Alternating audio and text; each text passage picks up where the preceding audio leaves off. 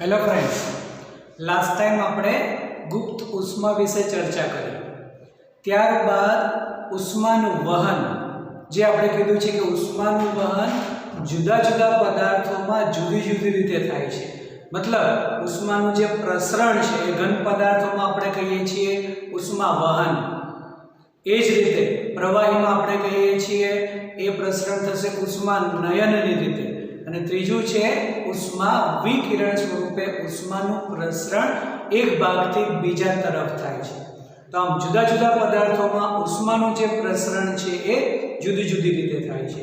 તો એમાં આપણે કહીએ, પહેલા આપણે જે ઘન પદાર્થ આપણે કહીએ કે જેમાં ઉષ્મા વહન આપણે કહીએ છીએ, જેને કહી શકાય થર્મલ કંડક્શન।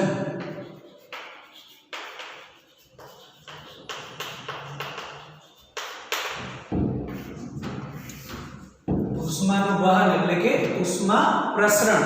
તો આપણે જો ઉષ્મા પ્રસરણની વ્યાખ્યા આપીએ તો એવું આપણે કીધું છે આગળ કે પાસે રહેલા વિભાગોના તાપમાનના તફાવતને લીધે થતા ઉષ્માના પ્રસરણને ઉષ્મા વહન કહે છે। ફરી વખત, ઘન પદાર્થમાં પાસે રહેલા વિભાગોના તાપમાનના તફાવતને લીધે થતા ઉષ્માના પ્રસરણને ઉષ્મા વહન કહે છે। એટલે કે જો કોઈ પણ આપણે ઘન પદાર્થ વિચારીએ, એટલે કે એક્ઝામ્પલ તરીકે એક આપણે વાહક સળિયો લઈએ તો વાહક સળિયાના એક છેડાને ગરમ જ્યોત પર મૂકતા તેમાં ઉષ્માનું પ્રસરણ જે છે એ એક ભાગથી બીજા ભાગ તરફ થાય છે, એટલે કે એક છેડાથી બીજા છેડા તરફ ઉષ્માનું વહન થાય છે, ઉષ્માનું પ્રસરણ થાય છે, એવું કહી શકાય, જેને આપણે ઉષ્મા વહન કહીએ છીએ। તેમાં કીધું છે આપણે ઉષ્માનું વહન ફક્ત ને ફક્ત ઘન પદાર્થમાં, એટલા માટે જ આપણે લોખંડના સળિયાનું એટલે કે કોઈ પણ વાહક સળિયાનું એક્ઝામ્પલ આપણે આપી શકીએ। ચલો હવે એના માટેનું જ એક આપણે આજે સમીકરણ તારવ્યું છે, ઉષ્મા વહન માટેનું સમીકરણ।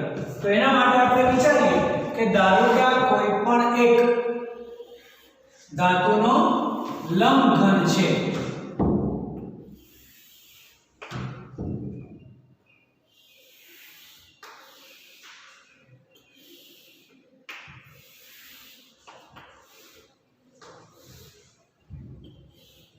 આ એક ધાતુનો લંબ ઘન છે જેના એક છેડા પર આપણે કહીએ તાપમાન T1 અને બીજા છેડાનું તાપમાન T2, જ્યાં આપણે કહીએ T1 T2। એનો મતલબ કે ઉષ્મા જે છે એ આ ભાગથી બીજા ભાગ તરફ, એક છેડાથી બીજા છેડા તરફ ઉષ્માનું વહન થશે। તેમાં તો આપણે કીધું છે કે પાસે રહેલા તાપમાનના તફાવત, પાસે રહેલા વિભાગોના તાપમાનના તફાવતને લીધે ઉષ્માના પ્રસરણને આપણે ઉષ્મા વહન કહીએ છીએ। તો આ જે વિભાગ છે એની જગ્યાએ આપણે પાસે રહેલા કોઈ પણ P અને Q વિભાગ વિચારીએ। P આડછેદ અને Q આડછેદ કે જેના આડછેદનું જે ક્ષેત્રફળ આપણે કહીએ એ a જેટલું છે। હવે અહીંયા આપણે કીધું છે તાપમાન T1 T2, मतलब हमेशा P विभागનું તાપમાન Q કરતા વધારે હશે। જો આપણે Q નું તાપમાન T વિચારીએ તો P વિભાગનું તાપમાન T કરતા થોડું વધારે। તો જો આ બંને વિભાગ વચ્ચેનો તાપમાનનો તફાવત ડેલ્ટા T જેટલો હોય તો આ ભાગનું તાપમાન થશે T પ્લસ ડેલ્ટા T। એનો મતલબ આ ભાગનું તાપમાન ધારો કે આપણે 10 ડિગ્રી સેલ્સિયસ લઈએ અને આ વિભાગનું તાપમાન આપણે કહીએ 10 કરતા વધારે। જો આ બંને વચ્ચેનો તફાવત ફક્ત 5 ડિગ્રીનો હોય તો અહીંયા કહી શકાય કે આ 15, તો 15 ને કઈ રીતે લખાય 10 + 5 10, જે તાપમાન આ છે એના કરતા થોડું 5 વધારે ડેલ્ટા T। તો આનું જો 10 હોય તો આનું 10 પ્લસ તાપમાનનો તફાવત જે છે તો T પ્લસ ડેલ્ટા T કહી શકાય, બરાબર છે। અને આ બંને વિભાગો વચ્ચેનું અંતર ધારો કે ડેલ્ટા x જેટલું છે। તો જે કાંઈ પણ ઉષ્મા P વિભાગમાંથી Q વિભાગમાં વહન પામે છે, કેમ કે P વિભાગનું તાપમાન Q કરતા વધારે છે અને હંમેશા વધુ તાપમાનથી ઓછા તાપમાન તરફ ઉષ્માનું વહન થાય છે. તો જે કાંઈ પણ ઉષ્મા વહન થાય છે એને આપણે કહીએ ડેલ્ટા ક્યુ, એટલે કે ઉષ્મા ડેલ્ટા ક્યુ જે છે એ હંમેશા તાપમાનના તફાવતના સમપ્રમાણમાં, એટલે કે જેટલો તાપમાનનો તફાવત વધારે હશે પાસપાસા વિભાગો વચ્ચેનો, એટલી ઉષ્મા જે છે વધુ વહન પામે.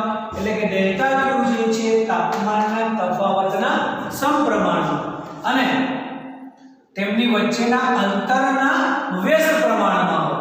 કેમ કે જેટલું અંતર વધારે હશે એટલે ઉષ્મા જે છે એ ઓછી પ્રસરણ થશે. આમ કહી શકાય delta T upon delta x, એટલે કે ઉષ્મા જે છે એ ડેલ્ટા ટી તાપમાનના તફાવતના સમપ્રમાણમાં અને તેમની વચ્ચેના અંતરના વ્યસ્ત પ્રમાણમાં. ચલો એ જ રીતે જે આપણે ઉષ્મા ગણીએ એ ઉષ્મા જે છે એના આડછેદના સમપ્રમાણમાં, જેટલું આડછેદ વધારે હશે એટલા તેની અંદર રહેલા કણો વધારે હશે અને એ કણો જે છે ઝડપથી એક વિભાગમાંથી બીજા વિભાગમાં ઉષ્માનું પ્રસરણ કરે. એટલે કે એના ક્ષેત્રફળના પણ સમપ્રમાણમાં. જેટલું ક્ષેત્રફળ નાનું હશે એટલા અણુઓ પણ ઓછા હશે. જે આના માટે વિચારે એક આ આડછેદ અને એક આ આડછેદ વિચારે તો આમાં ઉષ્મા જે છે એ પ્રસરણ વધુ થશે. કેમ કે આની અંદર રહેલા જેટલા પણ કણો છે એના કરતાં આ વિભાગમાં રહેલા કણો તો વધારે હશે. જેટલા કણો વધારે એટલી વધુ ઉષ્મા જે છે પ્રસરણ પામે. એટલે ડેલ્ટા ક્યુ ક્ષેત્રફળના સમપ્રમાણમાં અને ડેલ્ટા ક્યુ જે છે એ સમયના પણ સમપ્રમાણમાં. એટલે કે આપણે 5 મિનિટ માટે ઉષ્મા આપીએ અને 10 મિનિટ માટે ઉષ્મા આપીએ, 10 મિનિટમાં વધુ ઉષ્મા પ્રસરણ પામે. આમ ઉષ્માનું પ્રસરણ સમયના પણ સમપ્રમાણમાં. જો આખું સમીકરણ આપણે કહેવું હોય તો એવું કહી શકાય કે ઉષ્મા ડેલ્ટા ક્યુ જે છે એ ચલે છે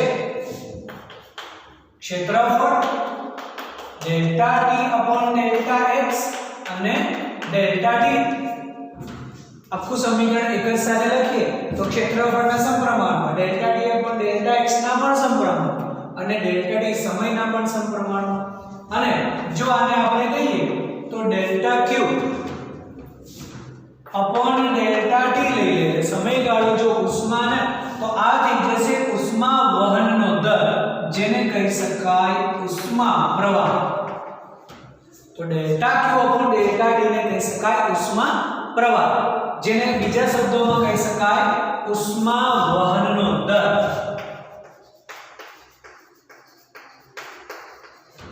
તો ઉષ્મા વહનનો દર પણ કહી શકાય કે ચલે છે એ delta T upon delta X. અને જો આપણે ચલે છે ની નિશાની કાઢવી હોય ત્યારે એક આપણે અચળાંક મૂકીએ છીએ. એ અચળાંકને કહેવાનો કે, જે કહેવાનો સપ્રમાણતા અચળાંક, જેનું નામ છે ઉષ્મા વાહકતા. અને એ delta T upon delta X. પરંતુ અહીંયા આપણે એક ઋણ નિશાની મૂકવી પડશે. તો એ ઋણ નિશાની દર્શાવે કે જેમ અંતરમાં વધારો થશે એમ તાપમાનનો ઘટાડો થશે. કેમ કે અહીંયા જેટલું અંતર વધારે હશે એટલો તાપમાનનો તફાવત વધારે હશે. એટલે કે આના તાપમાન કરતાં આનું તાપમાન વધારે ઓછું હશે. એટલે અંતર વધતા તાપમાનનો તફાવત ઘટે છે એવું કહી શકાય. બરાબર છે? જેટલું અંતર વધારે હશે એટલો તાપમાનનો તફાવત પણ વધારે હશે. તો તાપમાનનો તફાવત વધારે મતલબ તાપમાન ઘટે છે એવું કહી શકાય. બરાબર છે? એટલા માટે જ ઋણ નિશાની છે. તો અહીંયા લખવાનું કે ઋણ નિશાની દર્શાવે છે કે અંતર વધતા તાપમાનનો તફાવત જે છે એ ઘટે છે. બરાબર છે? ચલો તો હવે અહીંયા આ જે છે ડેલ્ટા ક્યુ અપોન ડેલ્ટા ટી, હવે બધાને આપણે નામ આપી શકીએ કે કે એટલે થશે સપ્રમાણતા અચળાંક અથવા તેને કહેવાનું તે પદાર્થની ઉષ્મા વાહકતા. કે ને નામ આપવાનું ઉષ્મા વાહકતા. અને આ જે કે છે ઉષ્મા વાહકતા, એ યાદ રાખો હંમેશા બે બાબતો પર આધાર રાખે. પહેલું દ્રવ્યના પ્રકાર પર, એટલે એટલે કે પદાર્થની જાત કહીએ અથવા તો આપણે કહીએ દ્રવ્યના પ્રકાર પર અને થોડા અંશે તાપમાન પર આધાર રાખે છે એટલે કે ઉષ્મા વાહકતા બે બાબતો પર આધાર રાખે પદાર્થની જાત અને થોડા અંશે તાપમાન પર પછી એ તો ક્ષેત્રફળ છે જ delta T upon delta x આ જે આપણે કહીએ છીએ delta T upon delta x એને નામ આપવાનું તાપમાન પ્રચલન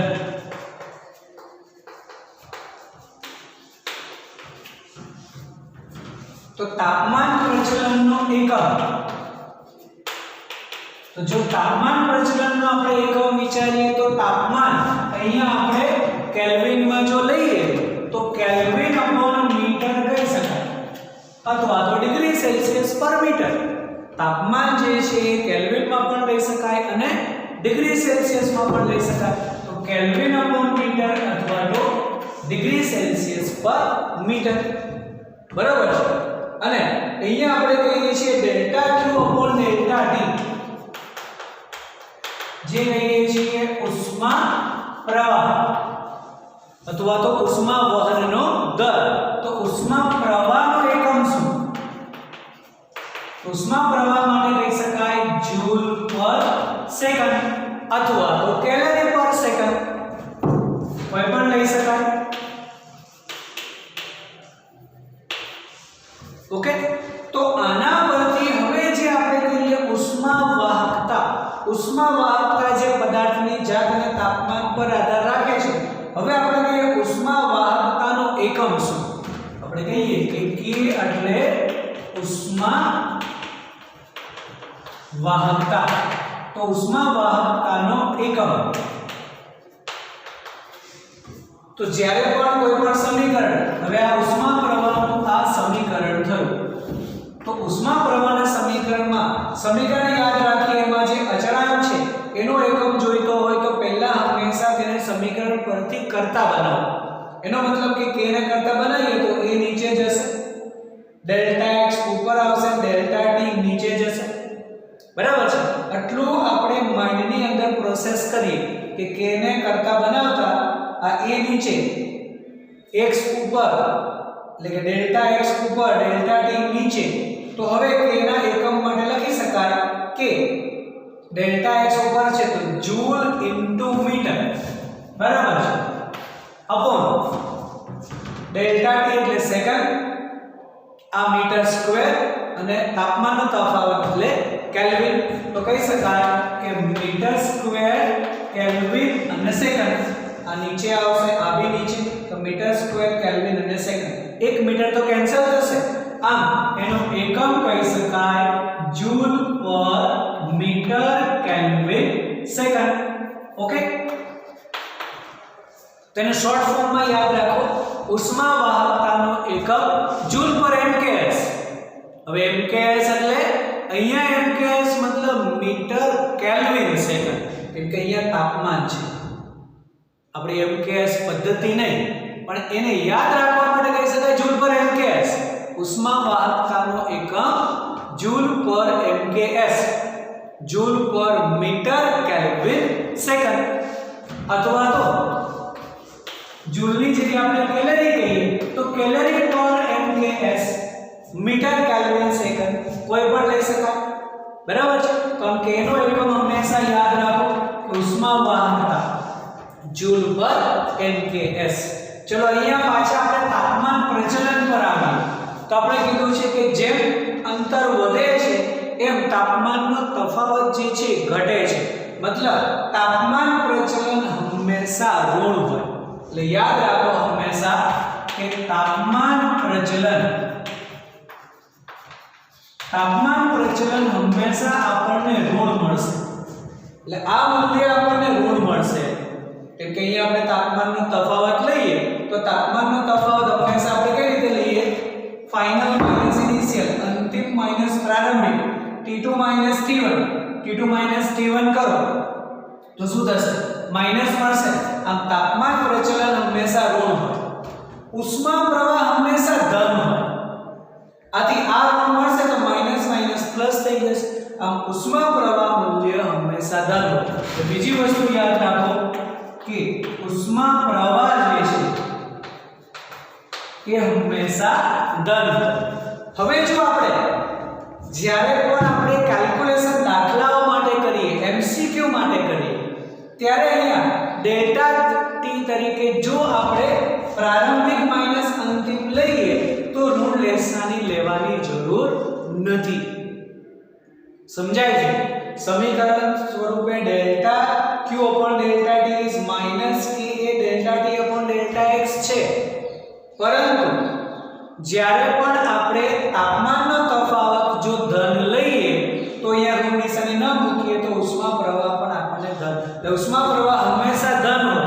તાપમાન પ્રચલન જો પૂછાય, ફક્ત તાપમાન પ્રચલન પૂછાય તો એ હંમેશા ઋણ લેવું.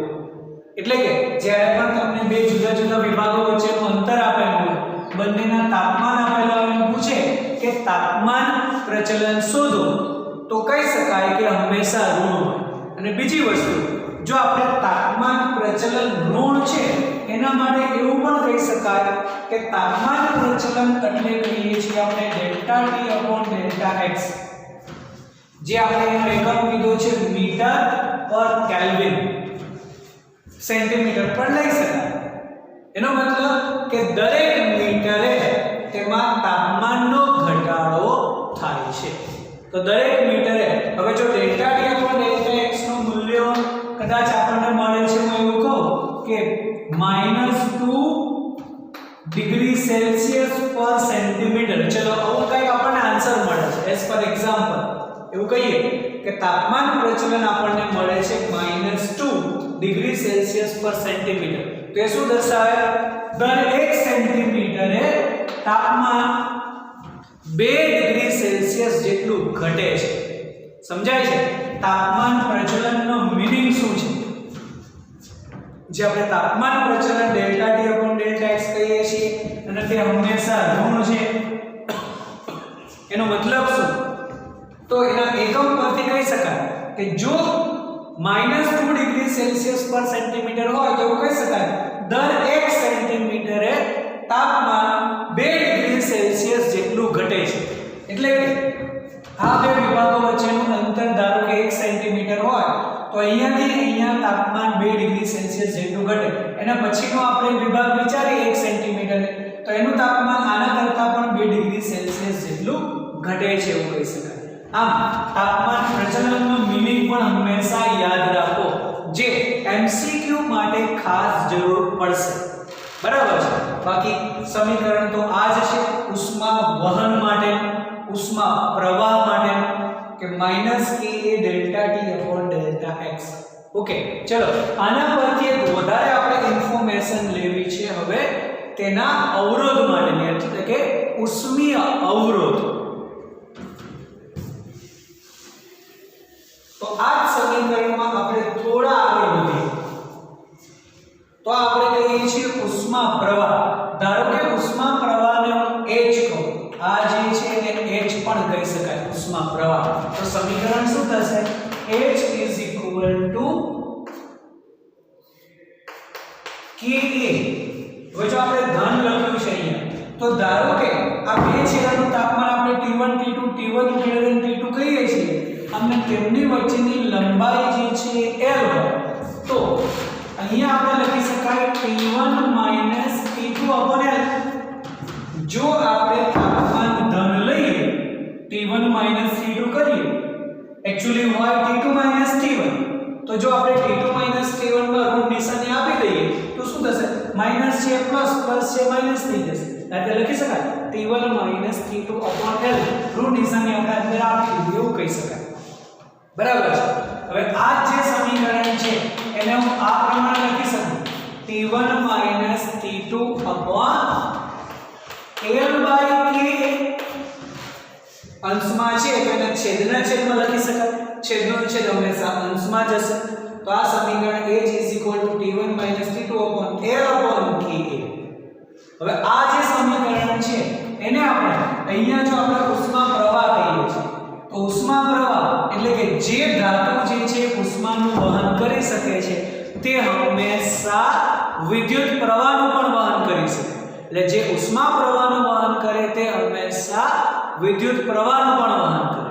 આમ જે આપણે વાહક કહીએ તો વાહક મતલબ જે પદાર્થ ઉષ્માનો સારો વાહક છે એ હંમેશા વિદ્યુત પ્રવાહનો પણ સારો વાહક છે. જે વિદ્યુત પ્રવાહનું વહન કરી શકે છે તે હંમેશા ઉષ્માનું પણ વહન કરી શકે.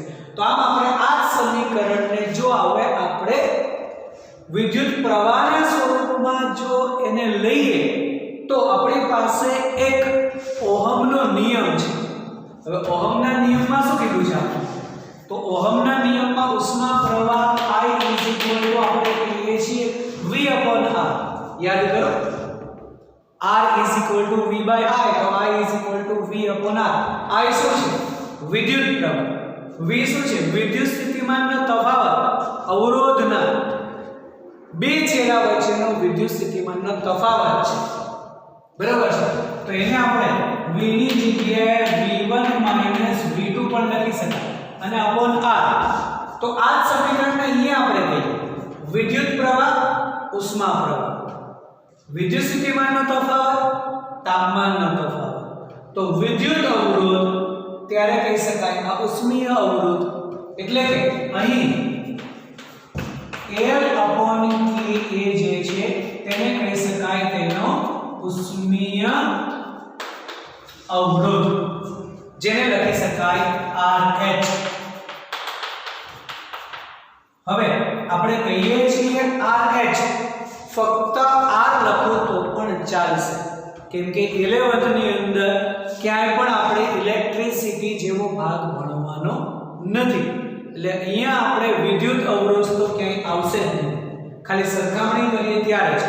તો આ ઉષ્મીય અવરોધ RH લખો, R લખો તો પણ ચાલે, કોઈ જ પ્રોબ્લેમ નથી. તો L/Ka. તો હવે ક્યારેક એવું પણ પૂછાશે કે આ ઉષ્મીય અવરોધ છે તેનો એકમ અને પારિમાણિક સૂત્ર. અહીંયા આપણે ઉષ્મા વાહકતાનો એકમ કરેલો છે. ફરી વખત જો અહીંયા ઉષ્મા વાહકતાનો એકમ યાદ કરીએ તો આપણે કીધું છે Joule/Mks. તો આનું પણ આપણે પારિમાણિક સૂત્ર લખી શકાય.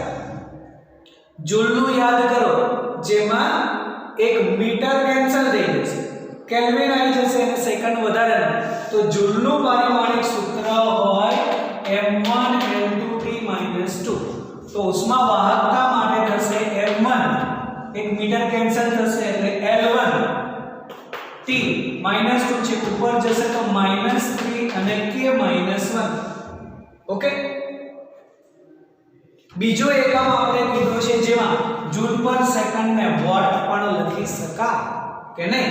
તો ઉષ્મા વાહકતાનો બીજો એકમ પણ થશે વોટ પર મીટર કેલ્વિન. કેલરી તો છે જ, પણ અહીંયા થશે વોટ પર મીટર કેલ્વિન.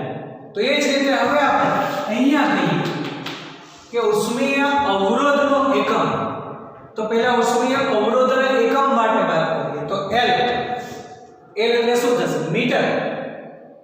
જેમાં નીચે A માં મીટર સ્ક્વેર એટલે મીટર, તો M પણ કેન્સલ થઈ જશે. હવે K નો એકમ શું છે? તો K નો એકમ છે Joule/Mks. બરાબર?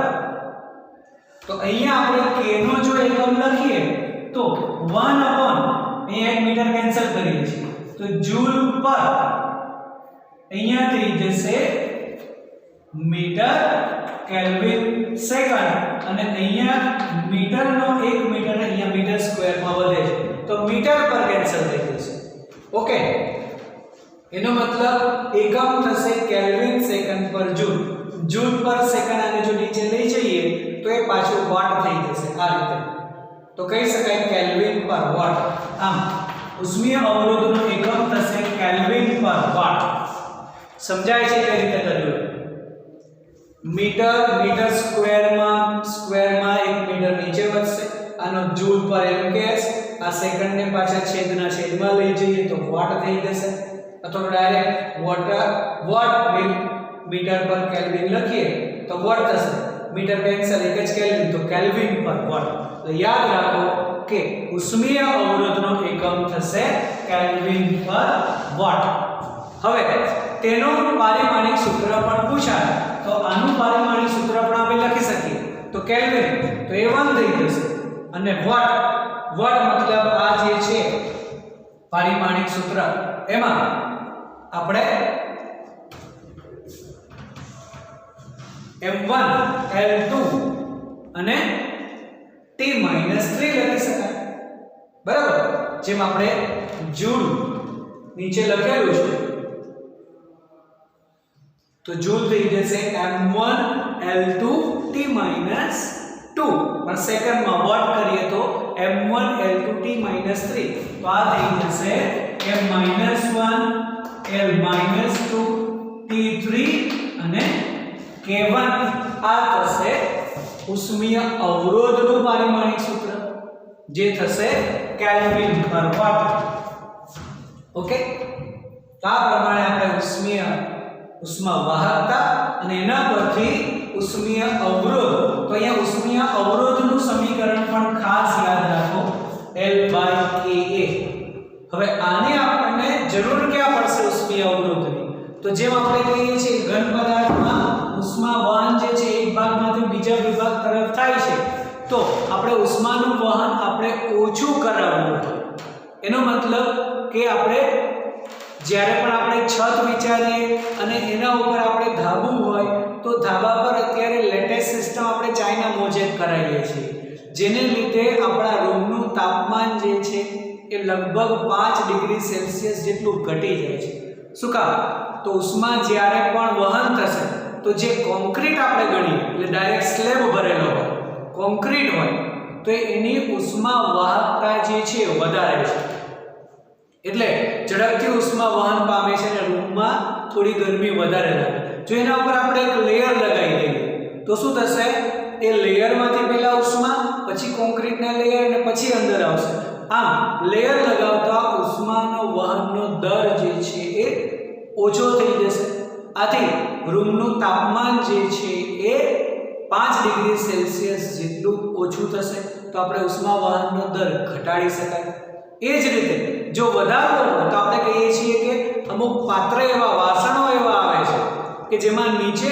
કોપરનું લેયર લગાવેલું હોય જેથી શું થશે ઉષ્મા જે છે ઝડપથી વહન પામે અને આપણે જે વસ્તુ પ્રિપેર કરવી છે ગરમ કરવી છે એ ઝડપથી થશે તો એમાં આપણે ઉષ્મા વહનનો દર વધારી શકાય આમ જુદી જુદી રીતે આપણે વસ્તુનો ઉપયોગ કરતા આપણે જોઈતા પ્રમાણમાં ઉષ્માનું વહન મળી શકે વધુ પણ થઈ શકે ઘટાડી પણ શકાય બરાબર છે તો આ વસ્તુ ખાસ યાદ રાખો કે ઉષ્મા વહનની અંદર તેમાં ઉષ્મા પ્રવાહનું સમીકરણ delta Q upon delta T is equal to minus Ka delta T upon delta X તાપમાનનો તફાવત હંમેશા T2 T1 હોય જો માઈનસ નિશાની આપી દઈએ તો એ T1 T2 upon L આમ આ જે કે જ આપણે કહીએ છીએ delta Q upon delta T માં ડાયરેક્ટ આ સમીકરણ તમે યાદ રાખી શકો તો h ને અત્યારે હું ધારો કે delta Q upon delta T લખું તો આ સમીકરણ યાદ રાખવા હંમેશા ડાયરેક્ટ આ છે દાખલાઓ માટે કે પછી MCQ સોલ્વિંગ માટે ડાયરેક્ટ આ છે delta Q upon delta T is equal to Ka T1 T2 એટલે હંમેશા આપણને delta Q upon delta T ધન મળશે બરાબર છે જો તાપમાન પ્રચલન જ કીધું હોય ફક્ત તો એ હંમેશા ઋણ લેવું ત્યારે હંમેશા T2 T1 upon L લઈ શકાય બરાબર છે ચલો એના પછી ઉષ્મીય અવરોધ માટેનું સમીકરણ તો હવે અહીંયા થઈ જશે કે હવે આ જો સમીકરણ અહીંયા હું લખું તો h is equal to T1 T2 upon RH તો આ ઉષ્મીય અવરોધ માટેનું સમીકરણ ઉષ્મા પ્રવાહનું સમીકરણ ઉષ્મીય અવરોધના સ્વરૂપમાં કે T1 T2 upon RH જે ઓહમના નિયમ અનુસાર આપણને મળી શકે એના જેવું સમીકરણ છે આથી જેને કીધું છે ઉષ્મીય અવરોધ ઉષ્મીય અવરોધનું સમીકરણ પર યાદ રાખો એની પણ જરૂર પડશે L/Ka તેનો એકમ યાદ રાખો કેલ્વિન પર વોટ પારિમાણિક સૂત્ર યાદ રાખો કે જે છે એનો ઓપોઝિટ થઈ જશે વોટ માટે અંશમાં આવશે m-1 l-2 T3 અને K1 બરાબર છે તો હવે આનાથી આગળ આપણે જ્યારે પણ ઉષ્મા વહન પામે છે તો ઉષ્મા વહન જે છે એ જુદી જુદી રીતે આપણે કીધું છે.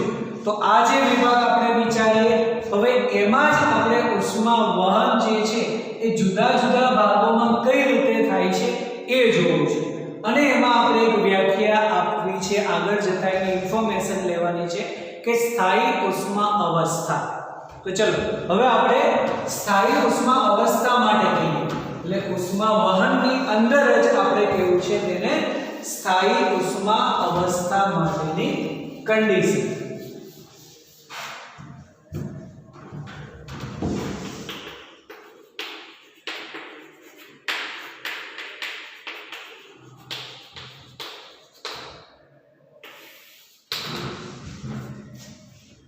તો આપણે જે સમીકરણ કહીએ છીએ એ સમીકરણ જો આપણે યાદ કરીએ ઉષ્મા પ્રવાહનું, તો જેમાં આપણે કહીએ છીએ ઉષ્મા પ્રવાહ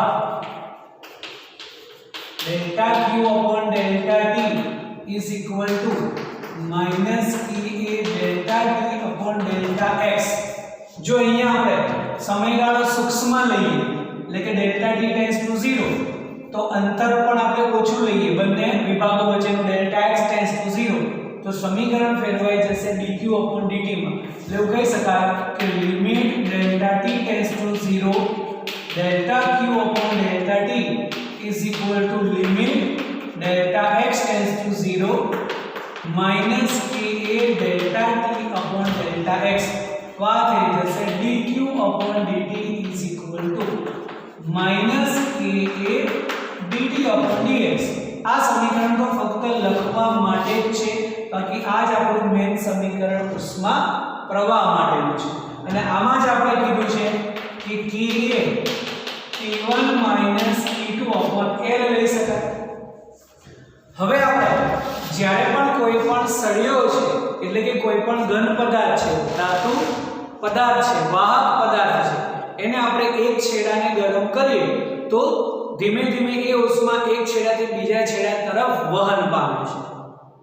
તો એ આપણે અહીંયા આપણે વિચારીએ કે ધારો કે આ જે સળિયો છે એની લંબાઈ L છે, અહીંયાનું તાપમાન T1 T2 અને T1 greater than T2 છે. તો અહીંયાથી ઉષ્મા એટલે કે આ ભાગનું તાપમાન વધારે છે. હવે જો આપણે જુદા જુદા વિભાગો લઈએ તો હંમેશા ડાબી બાજુનો વિભાગ છે એનું તાપમાન તેના જમણી બાજુના વિભાગ કરતાં વધારે હશે. એટલે કે આનું તાપમાન આના કરતાં વધારે, પછી આનું તાપમાન આના કરતાં વધારે હશે. આમ ક્રમશઃ તાપમાનમાં ઘટાડો થશે અને ઉષ્માનું વહન જે છે થાય છે. હવે ઉષ્મા આપણે અહીંયાથી સતત આપતા રહીએ તો જુદા જુદા વિભાગો વચ્ચેનું તાપમાન પણ વધે છે. જો એનો આલેખ આપણે અંતર તાપમાનનો અંતર સાથેનો આલેખ સમય સાથે કઈ રીતે બદલાય છે એ જોવું હોય તો અહીંયા આપણે આ પ્રમાણે દોરી શકાય કે તાપમાન વિરુદ્ધ અંતરનો આલેખ. લઈએ તાપમાન છે, અહીંયા આપણે કહીએ અંતર છે અને તેનું તાપમાન જુદા જુદા પદાર્થ જુદા જુદા અંતરે તાપમાન કઈ રીતે બદલાય છે. તો અહીંયા આ તાપમાન T1 કહી શકાય કે T1 greater than T2 છે અને અહીંયાનું તાપમાન આપણે T2 કહીએ. તો T1 થી T2 નો આલેખ જે છે આપણે જુદા જુદા વિભાગો માટે આ રીતે મળશે. તો શરૂઆતનો સમય T1 એટલે કે જ્યારે પણ આપણે ઉષ્મા આપીએ એના 5 મિનિટ બાદ તો એવું કહી શકાય કે ઉષ્મા જે છે થોડા આટલે સુધી જ પહોંચી હશે, હજી આ વિભાગો સુધી ઉષ્મા પહોંચી નથી. પછી આપણે 10 મિનિટ બાદ ચેક કરીએ તો જે તાપમાન અહીંયા હશે એના કરતાં વધારે હશે.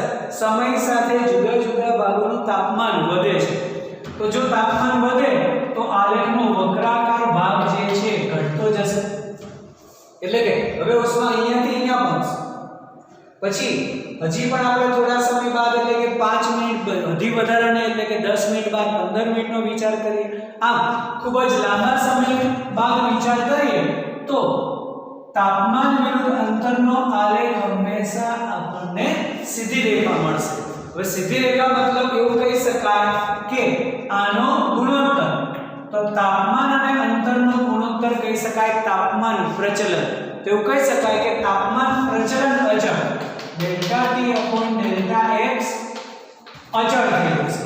હવે delta T upon delta x અચળ થાય છે એનો મતલબ કે જુદા જુદા વિભાગો વચ્ચેનો તાપમાનનો તફાવત સમાન થશે.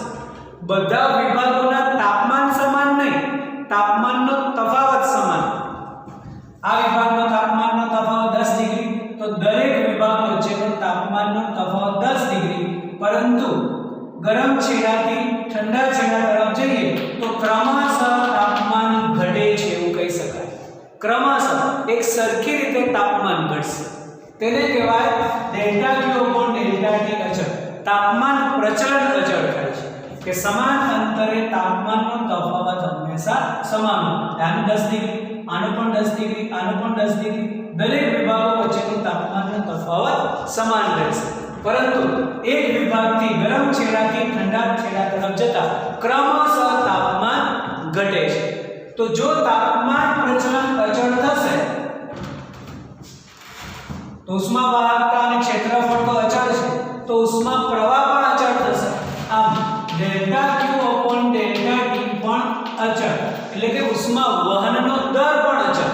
હવે ઉષ્મા વહનનો દર અચળ મતલબ જેટલા પ્રમાણમાં એક વિભાગમાં ઉષ્મા દાખલ થશે ત્યારબાદ એટલા જ ઉષ્મા જે છે બીજા વિભાગ દ્વારા બહાર નીકળશે. હવે દરેકનું તાપમાન અચળ છે, એનો મતલબ ઉષ્માનું શોષણ થતું નથી. તો જેટલા પ્રમાણમાં એક વિભાગમાં ઉષ્મા દાખલ થશે એક છેડાથી એટલી જ ઉષ્મા બીજા છેડાથી બહાર નીકળશે. તેને કહેવાય ઉષ્મા વહનનો દર અચળ. અને આ જ અવસ્થાને કહી શકાય સ્થાયી ઉષ્મા અવસ્થા. તો સ્થાયી ઉષ્મા અવસ્થામાં શું થશે? હવે તો તાપમાન પ્રચલન અચળ, ઉષ્મા વહનનો દર અચળ. કે જેટલા પ્રમાણમાં ઉષ્મા એક વિભાગમાં દાખલ થાય છે, એક છેડામાં દાખલ થાય છે, એટલે જ પ્રમાણમાં ઉષ્મા બીજા છેડાથી બહાર નીકળશે. પણ એ થશે ખૂબ જ લાંબા સમયના અંતે, કે જ્યારે આપણને એનો આલેખ સ્ટ્રેટ લાઈન મળે ત્યારે એવું કહી શકાય કે delta T upon delta x અચળ. એનો મતલબ તાપમાનનો તફાવત અને અંતર. તો અહીંયા જો આપણને આ રીતે ઋણ વિભાગ છે, એટલા માટે જ કહી શકાય કે તાપમાન પ્રચલન હંમેશા ઋણ છે, કેમ કે ઢાળ ઋણ મળશે. ઢાળ એટલે y અપોન x, તો y માં શું છે? તાપમાનનો તફાવત, અને x માં શું છે? એનું અંતર છે. તો એ જ થયું delta T upon delta x અચળ, અને ઢાળ ઋણ મળે છે, મતલબ તાપમાન પ્રચલન પણ ઋણ. પરંતુ લાંબા સમયના અંતે એનો ઢાળ આપણને અચળ મળશે, તો ઉષ્મા પ્રવાહ પણ અચળ, અને એ અવસ્થાને કહી શકાય તેની સ્થાયી ઉષ્મા અવસ્થા. તો ફરી વખત સ્થાયી ઉષ્મા અવસ્થામાં જુદા જુદા વિભાગો વચ્ચેનું તાપમાન બદલાતું નથી, ક્રમશઃ તાપમાન સરખા પ્રમાણમાં ઘટે છે. આથી સ્થાયી ઉષ્મા અવસ્થા વખતે જેટલી ઉષ્મા એક છેડામાં દાખલ પામે છે એટલી જ ઉષ્મા બીજા છેડે બહાર નીકળશે. કેમ કે હવે જુદા જુદા વિભાગોનું તાપમાન વધતું નથી. શરૂઆતમાં વધશે, થોડા સમય બાદ અચળ થશે. તેને કહેવાય સ્થાયી ઉષ્મા અવસ્થા. એટલે સુધી વસ્તુ ક્લિયર કરો.